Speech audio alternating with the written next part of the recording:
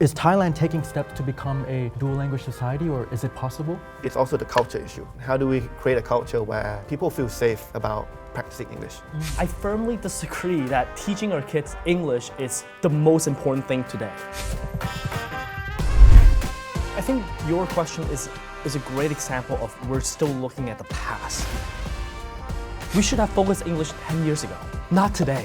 Now content will dub your voice in another language, literally in your voice. I agree to an extent that it should not be that headline anymore, English. Everybody else is already way ahead. So if we want to do something, it has to be with the approach. Right.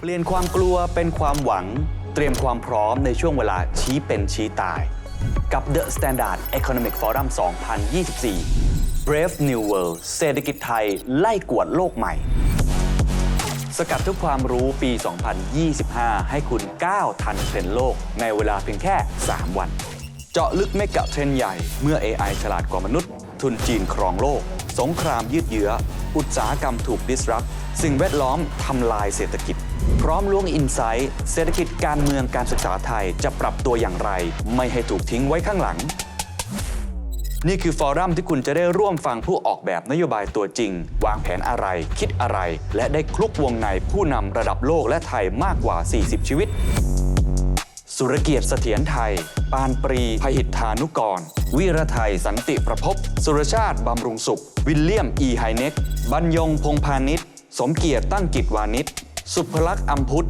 สันติธานเสถียรไทยการดีเลียวไพโรธจี๊บคลายและสปีกเกอร์ชั้นนำอีกมากมายพบกันวันที่ 13-15 พฤศจิกายนนี้ที่พารากอนหอชั้น 5 สยามพารากอนซื้อบัตรได้แล้ววันนี้ที่ซิปอีเวนต์ครับ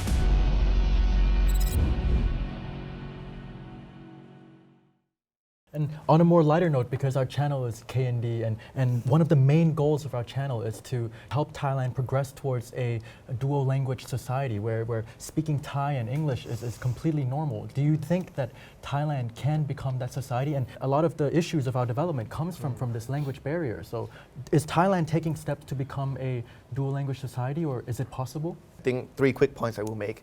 One, if we want to improve the English skills of people in our country, we need to reform the education system.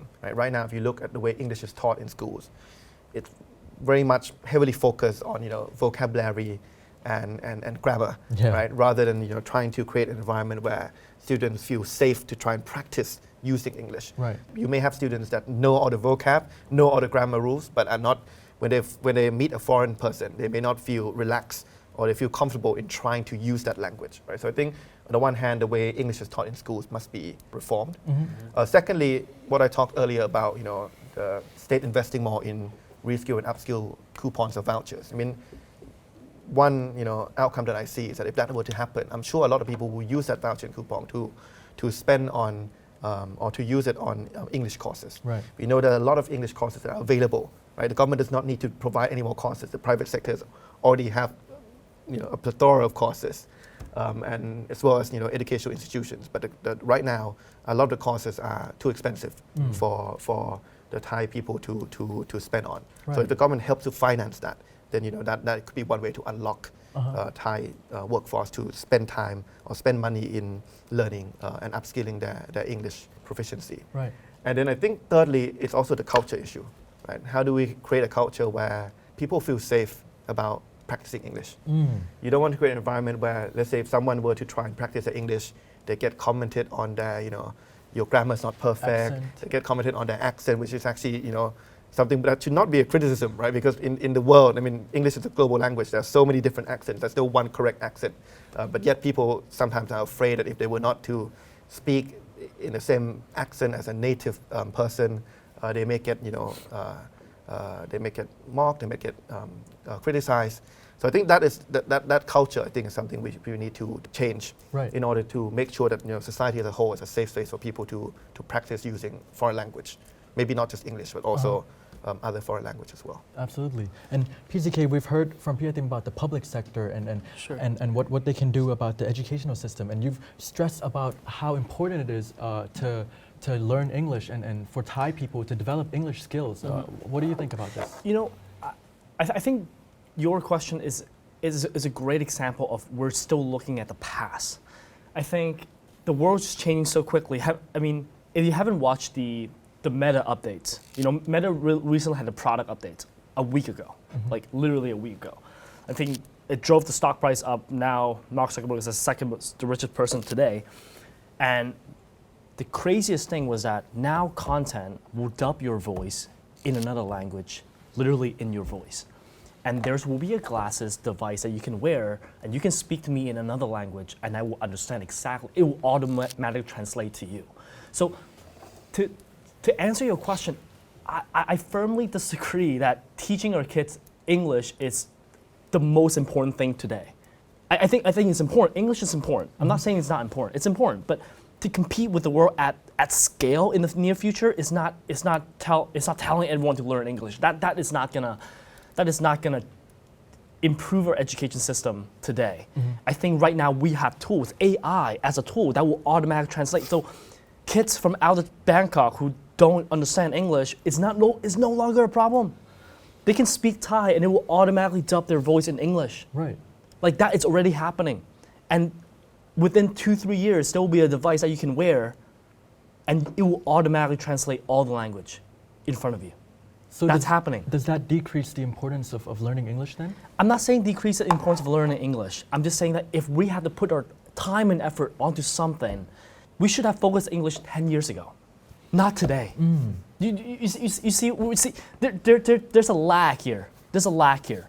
Like, we think that, the problem is English. No, we should have done that 10, 15 years ago, not today. Today's too late now. Today we have technologies that will take us to the next level. So now we got to focus on what is the future of work today? What is our strength today?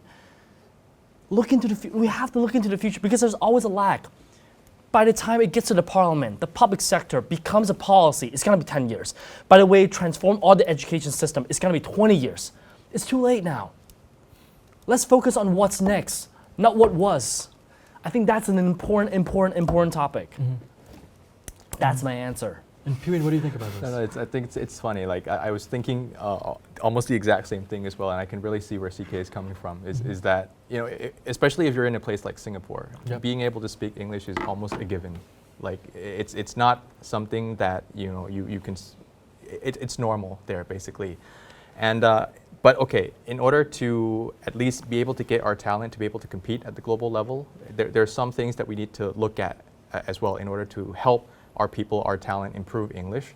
And in that respect, I would very much look at the approach, like what KND mentioned about how we should not only just be injecting knowledge.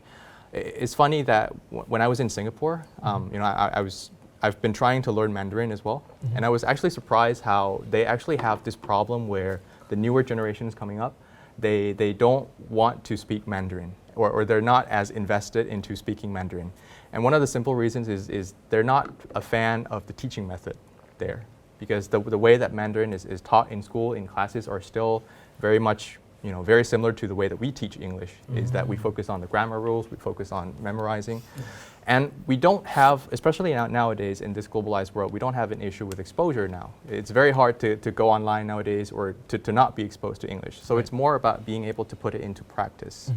And now there are many attempts you see in the private sectors where they try to come up with these online programs, right, where you can connect to foreigners anywhere at any time and be able to use English. But again, it becomes expensive. It comes at a price as well. So if we want to then make it more accessible, then we need to be able to provide that same kind of environment, but in the normal school as well. So the teachers should then be able to create this atmosphere where everybody is not afraid to try English, to start English and make mistakes and be able to feel confident in using it. Whether they make mistakes, whether it's not perfect. I don't speak perfect grammar. I don't think any of us speaks perfect grammar. And so, yeah, in that sense, in that respect, in terms of upskilling our English proficiency to be able to compete in the global environment, we need to do something about our approach and get to focus on practicing part. Because we're way behind. I agree to an extent that it should not be that headline anymore, English. we're way past that. Put that in the trunk. Everybody else is already way ahead. So, okay, now, but if we want to do something, it has to be with the approach. Right. And then, to leverage on these tools as well. Like I know, like my wife personally, she didn't go to international school. She's working as a regional manager as well right now in Singapore. And now she's leveraging on AI actually to be her companion in practicing English. Because you can now connect and it can converse with you. So, that is like a prime example of how to make it accessible. And so how do we leverage on technologies like this to make sure that it's then accessible more widely, especially to other people who are not as privileged and don't have, the access to those expensive courses. Right. Let me just add to that. I think I agree with a lot of what has been said. I think 2 points I want to just further add. The first one, I agree completely with Kun Win that the methodology and the method of teaching is becoming more important. And I think what Kun CK mentioned is that right now, when we talk about improving the English skills of students, and you ask whether we need more foreign teachers. Actually, right now we have so much options in terms of technology that can be used to enable that without having to rely on foreign teachers. The question then becomes, how do you make that technology accessible to people across the country, not just in certain areas? And also, how do you equip and upskill our teachers to know how to make the best use of that technology?